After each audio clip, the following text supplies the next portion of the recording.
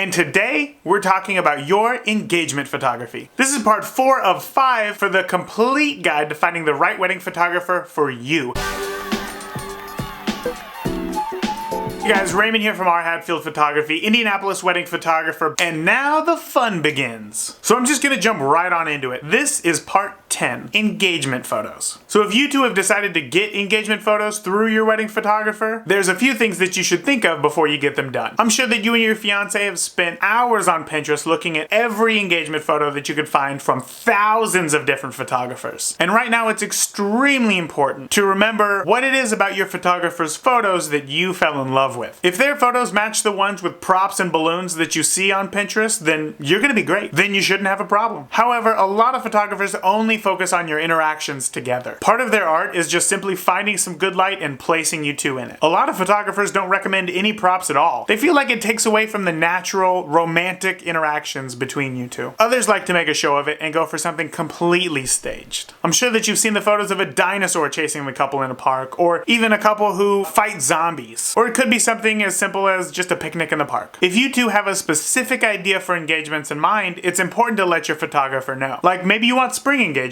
or fall engagements, or snowy winter engagements. Just be sure to communicate that. Chances are your photographer has done this more than once, and they may even have a few ideas that you guys wouldn't have thought of. Like I said in the last video, we're here to help and we want you to be happy. Now that you've had your engagement photos, you two had a blast, and you spent some time getting to better know your photographer. Section 11 is what you can expect from your photos and what you can do with them. This is the hardest part for me to answer, because every photographer is different in how they deliver the photos and what you can do with them. And for this reason, I highly recommend you adding this to the list of questions that you ask your photographer.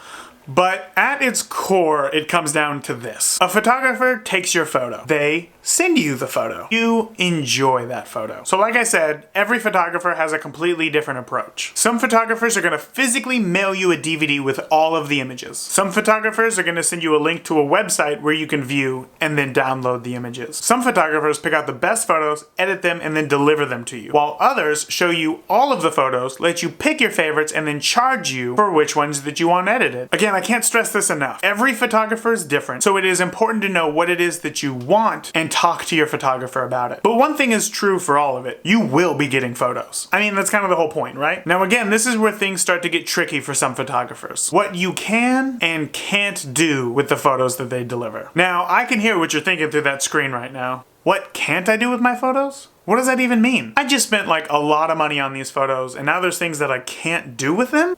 Yes.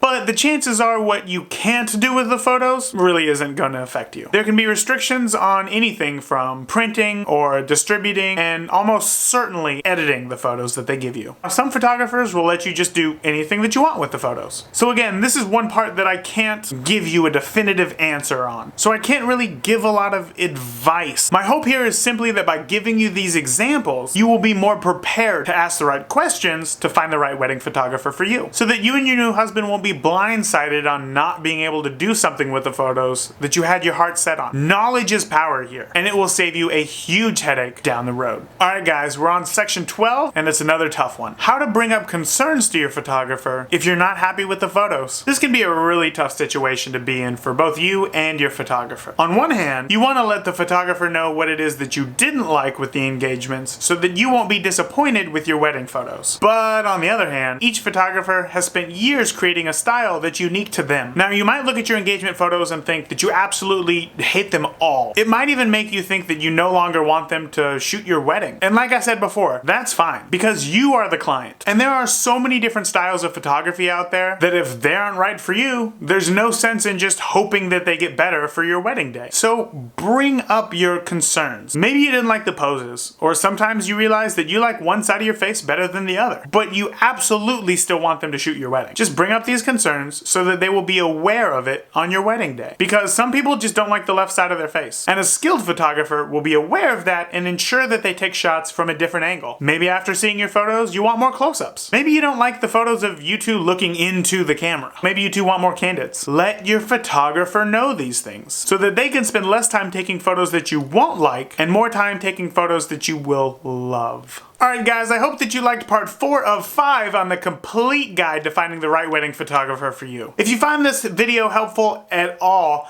please go ahead, give me a thumbs up, leave me a comment below, or even if you have a friend who just recently got engaged, share this on their wall. Give them this information. It's really gonna help them out, I promise. So again guys, I'll see you back next time for part 5, your wedding day. Again guys, this is Indianapolis wedding photographer Raymond Hatfield. Be sure to check out our hatfieldphotography.com for all my tips, tricks, and guides to help you have a more stress-free wedding day. Again guys, thank you so much. I'll see you in the next video. See ya!